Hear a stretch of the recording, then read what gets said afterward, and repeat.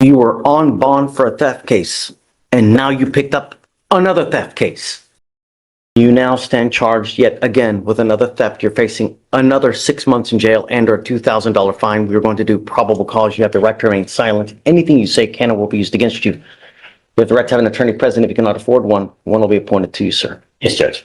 On February 7th, 2025, the complainant observed the defendant trying on sunglasses in their store in the Galleria Mall. And after the defendant left the store, the complainant noticed the sunglasses were missing. The complainant then reviewed surveillance in which he was able to see the defendant putting the sunglasses in his front right pocket and leaving the store passing all points of sale. The complainant then flagged down an officer who was able to locate and detain the defendant. The defendant was wearing the sunglasses on his face and admitted to concealing them. The sunglasses were valued at $350. Mr. Taylor, I'm going to find that there's probable cause to go forward with your case. I am now revoking your bond on the first case. Goes with you. Unacceptable. We will not continue to give you PR bonds. This is your third one. No more. I will appoint you a lawyer today, but you're staying with me. No going to the Galleria at all. Was the prior theft at the Galleria as well? It was at a CVS, Your Honor. Okay. No going to any CVS's, and I don't want you at the Houston Galleria. Do you understand? Sure. If I find that I don't know if you're going to get out. You get out, you pick up a third case, I'm going to go absolutely nuts on the bond. Do you understand? Goes with you. Good morning, Mr. Guzman. Morning. How's jail? You're here with your lawyer. Your lawyer's on Zoom. I don't know, the TV's not working, but he's here with you. We have appointed Mr. Duong to represent you. You are on probation in this court for driving while intoxicated. Can you just put that right there in front of him, please? Right there. You recognize that? Yeah. Okay. We're going to do probable cause. I'd like to know what happened on so what happened is you're on deferred in this court for the DWI. You picked up a felony, possession of a controlled substance. You also picked up an unlawful carrying of a weapon. I have no idea what happened on those cases, so I'm like to hear what happened. Yes, Judge. On February 11th, 2024, the officer observed a silver Chevy Silverado traveling on the 2400 block of Little York Road in Houston. The officer ran the vehicle and it returned as a white Chevy pickup truck, and the officer knew that the truck in front of him was not white in color. Therefore, the officer initiated a traffic stop. The defendant immediately opened the door and attempted to get out. A high-risk stop was initiated, and the defendant complied with instructions. The defendant was detained, and the officer observed an NL sticker on the vehicle, which the officer knows stands for Mexican State of Nuevo Leon. The officer observed in plain view a glass pipe connected to a plastic bottle from which training experience known to be consistent with drug paraphernalia. The officer located a clear crystal-like substance consistent with meth, and another officer located a handgun behind the passenger seat. See how the judge focuses on both the drug charge and the gun charge? That combo is a big deal in Texas courts. When weapons and drugs show up together, prosecutors usually push for tougher sentences. What do you think? Should having both automatically mean harsher punishment? I'm sorry, you picked up with us the unlawful carrying of a weapon. I'm going to find that there's probable cause to go forward with your case. So, John, it looks like felony court is set for the 17th. Do you want to set it perhaps for the day after to see what happens up there? Sounds good to me, Judge. And then I'll, Mr. Guzman, I'll come by the jail to talk to you further. Okay? Okay. I'm ordering you as a condition of your bond on both cases not to drive any vehicle whatsoever for any reason. And they gave you a PR bond on your gun case. I don't know if that was a smart move. You've not made bond on the DWI as it is, so I don't know. We'll see about the PR bond, but do not drive. I don't know if you're going to get out or not. If you do, you will get a GPS monitor because you are a flight risk. I find by clearing evidence that you are a flight risk. As a result, you will get a GPS monitor, and I'm also going to give you a curfew from 7 p.m. to 7 a.m. Do you understand?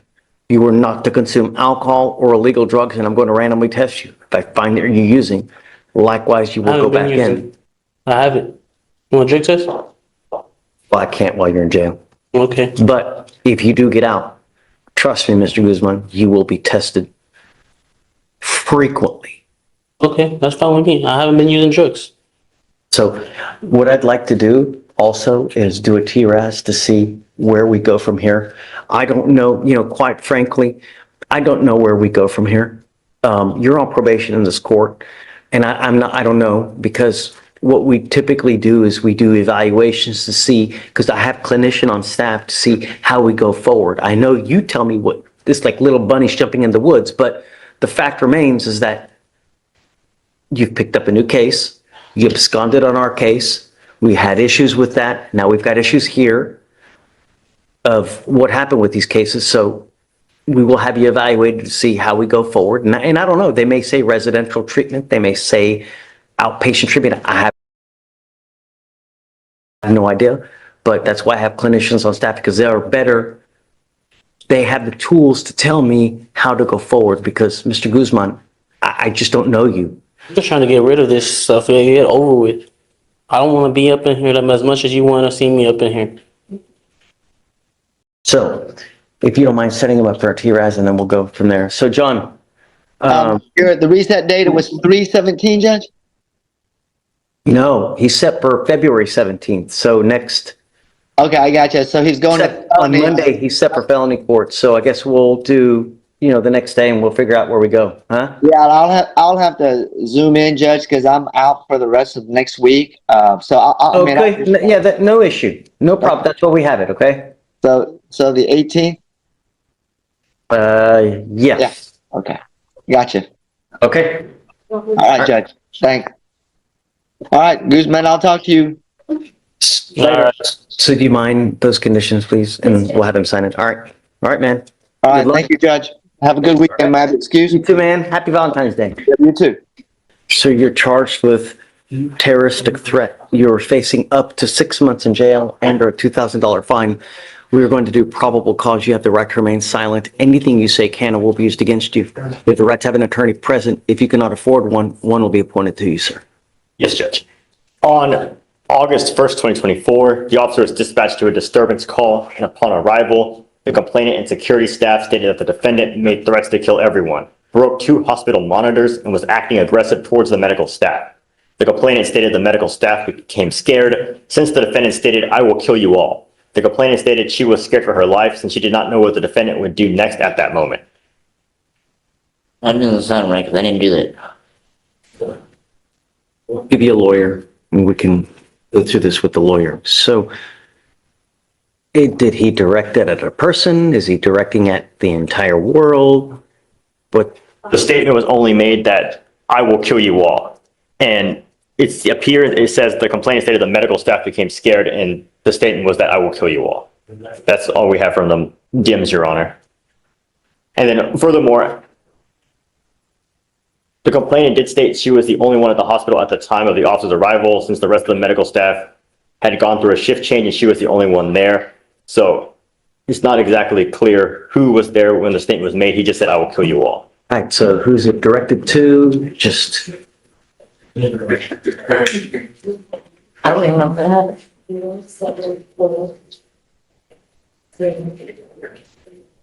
The DIMS does state that the defendant started to act aggressive towards the medical staff. and So I think that's why she was scared, right? it appears that it could follow on saying the defendant was, the complainant said she was scared and the medical staff was scared since he stated, "I will kill you all." So it appears that it was directed towards the medical staff as he was acting aggressive towards the medical staff.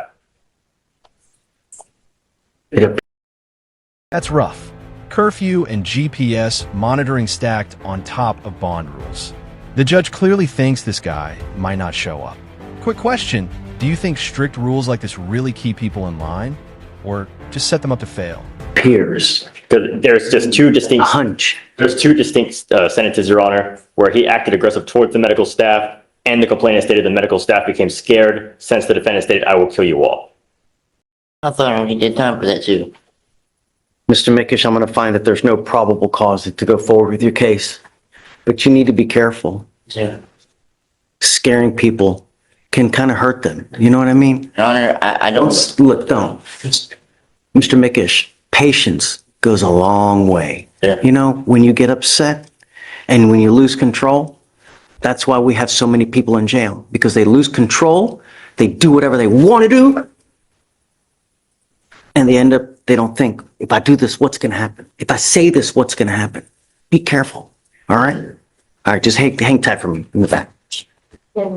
All right, Ms. Fernandez, you have been given 2 PR bonds, and your case is nearly 250 days old. They are still allowing you to take this plea bargain agreement where if you complete a class, your case will be dismissed. They are giving you only until Monday. So what we will do is we will reset your case until then. If it's not done, we will have to go another route. If you ever miss court again, you will not get any more PR bonds. That will be the 3rd time that you have failed to appear for court, and it will not go well. Do you understand? You have a lawyer. It is your responsibility to stay in touch with the lawyer, and they can always get a hold of us, but there's no excuse. No tolerance anymore. Okay? Good luck. Thank you. You are charged with unlawful carrying of a weapon. You are facing up to a year in jail and or a $4,000 fine. We are going to do probable cause. You have the right to remain silent. Anything you say can or will be used against you. You have the right to have an attorney present. If you cannot afford one will be appointed to you. Yes, Judge. On February 9th, 2025, the officer was dispatched to an assist the officer call in regards to a shots fired at 1700 Travis Street. The defendant was detained because the officer observed an unidentified individual discharge a firearm, and the defendant was within that group of people. The defendant admitted to the officer that he had 2 ecstasy pills in his right front pocket and that there was an AR pistol in the SUV the defendant was driving. The officer completed a search of the defendant and located 2 methamphetamine pills in his front right pocket, and the defendant informed the officer that he was aware of the AR pistol in the SUV prior to him getting behind the wheel. The officer located the AR pistol on the floor in the 2nd row of the SUV within reach of the driver. The substance was believed to be methamphetamine based on training experience with a weight of 0.61 grams. Husband, I'm going to find that there's probable cause. Wait a second. He says that the AR is his? He says he was aware that it was in the vehicle and it was within his reach in the vehicle. Whose vehicle is it? I don't believe it says in the DMs, it says he was driving the vehicle. How do you put it on him? Allow me to read the full DMs, Your Honor. Yes, Your Honor. It says that he was driving, so it would be that he was in care custody control because he was operating the vehicle with knowledge that the firearm was in there and it was within his reach, his ability to grab the firearm. Diego Camacho? Not. How do we know that how do we know that it was in there while he was driving? How do we know that they didn't put in there after the fact? The defendant stated that he was aware that the AR pistol was in the vehicle before he got into the driver's seat, before he started driving. No. It just said that he was aware. Okay. Don't add stuff in. I'll read the complete DIM. Read it. It says the DIM states completely that the defendant informed the affiant, the officer, he was aware the AR pistol was in the SUV prior to him getting behind the wheel, and the defendant informed the officer that the AR pistol could be found in the SUV at the time of his arrest. Are we to assume that it's his? All he says that he knew that it was in there. You know, it's not his car.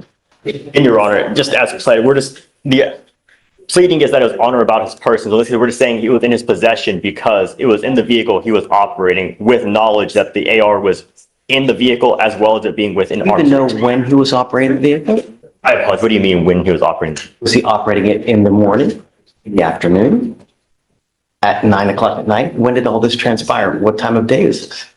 Let me see, Your Honor, because based on the DIMs that I see, it appears that There's a group of people. it appears that the defendant was, according to the DIMs, the defendant was found to be at the wheel of a black GMC. So when the officer arrived, he was observed within the vehicle, from what the officer says. He was in the car at the time the cops get there. From what the officer says, that he was observed behind the wheel of the vehicle. To be at the wheel of the black GMC Suburban bearing a license plate number that is in the DIM. So it, Okay. All right. Husband, I'm going to find that there's probable cause to go forward with your case. We take it seriously. I want to make sure if there's enough probable cause that's, So I am ordering you as a condition of your bond not to be in possession of weapons. Do you understand? If I find that you're a danger to my public, I only have one place for you, so don't. That includes everything. Do you understand, Mr. Husband? Do you mind filing no weapons, please? Yes, Judge. You have a lawyer. Because you have a lawyer, I will waive your appearance, but it is your responsibility to stay in touch with them. If they tell me they can't get a Wow, case tossed, but with a warning about patience. That's a rare courtroom scene. You avoid jail, but the judge basically says, lose your temper again and you'll be right back. A classic reminder that in court, your words alone can decide your freedom. because you're ducking, you're dodging, you pick up a new case, it's not going to go well for you. You understand? All right, I'm going to have you sign a receipt, Victoria. We'll have you take a seat in the jury box. I get your bond conditions. We'll have you sign it, and then you're free to go. All right? That's Mr. Williams, you were charged with assault of a family member. You were facing up to a year in jail and/or a $4,000 fine. We are going to do probable cause. You have the right to remain silent. Anything you say can or will be used against you. You have the right to have an attorney present. If you cannot afford one, one will be appointed to you, sir. Yes, Judge. On February 8, 2025, the officers were dispatched to a disturbance call. The officer met with the complainant, who stated that she and the defendant were in a 7-month relationship. The complainant stated that she shoved the defendant with her shoulder and that the defendant then grabbed her and threw her around. The complainant advised that the defendant was grabbing her face and neck area and has pushed her to the ground, causing pain. The officer observed a laceration on the complainant's hand and a swollen lip. The officer made contact with the defendant, who stated that he lost control and that he admitted to shoving the complainant. Mr. Williams, I'm going to find that there's probable cause to go forward with your case. I'm ordering you as a condition of your bond not to have any contact with this person. Do you understand? If you have contact with this person, if I find that you're in possession of a weapon, I'm going to revoke your bond, put you in jail. No more PR bonds. I want my community safe. I don't care who it is, what color they are, whether they're a small farm animal, I don't care. Everyone gets protected. Do you understand? Do you have the ability to hire a lawyer, Mr. Williams? Okay. I will take a look at an affidavit. I'll see whether you qualify, and then I'll have you take a seat in the jury box. I'll have you sign a reset with Victoria now. Do not leave until you sign our bond conditions. Do you understand? And then I'll have you talk to a lawyer here momentarily. I work with her, so I'm sorry? she worked at the same on That's going to be an issue. I don't want you to have contact with her. Actions have consequences. Did you get appointed, Mr. Williams? Yes, Your Honor. Great. I wanted you to look at probable cause to see if you guys had any issues with it. That's why, or wait, no, maybe that was another case. Okay, tell me.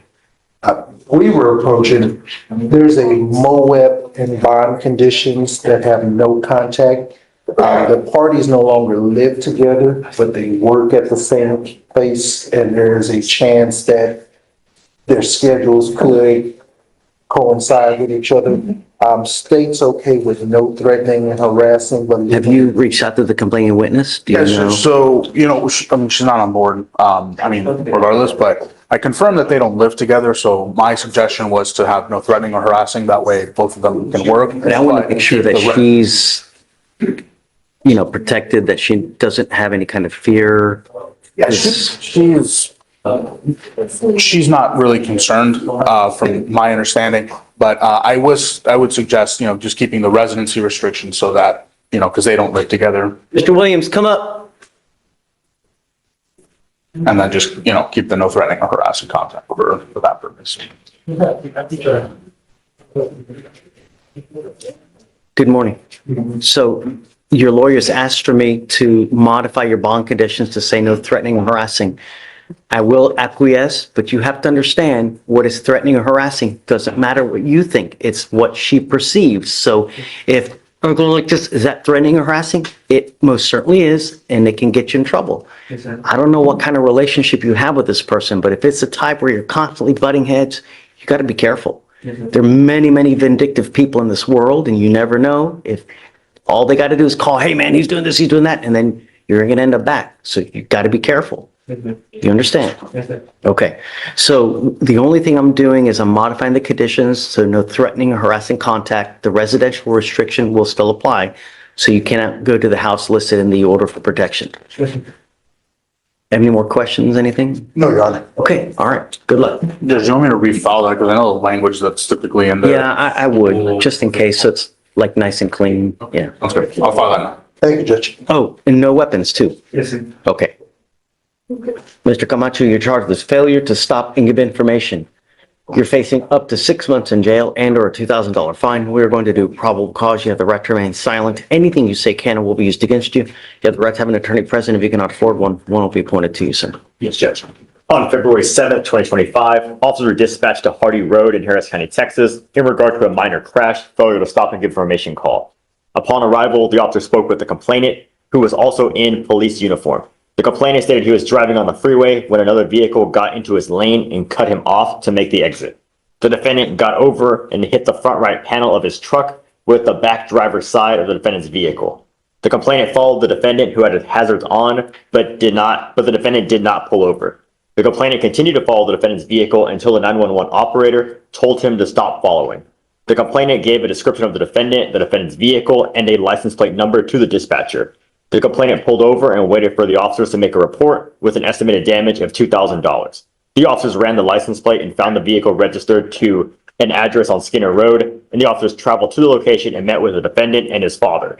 The officers were given consent to enter the property to look at the vehicle and observe damage. The defendant stated he was crossing the lane to get over because there was an opening and that the truck accelerated and hit him. The defendant stated the complainant already hit him and was close behind him, so he kept going. The defendant stated he turned down his street and the complainant kept going. The defendant's address is approximately 7 miles from where the accident occurred. Okay. And so, Judge, if I may, the complainant was only stopped following him or he had his hazards because he was told on the 911 call. And also, I see on the summary that when they run his license plates, license plate GS9711 is missing a letter. License plates are usually 3 letters, 3 and 3 numbers. So I'm not sure how running the license plates will go to his house. And additionally, if the correct license plates were also run, then it would actually show that he's not the owner of the vehicle.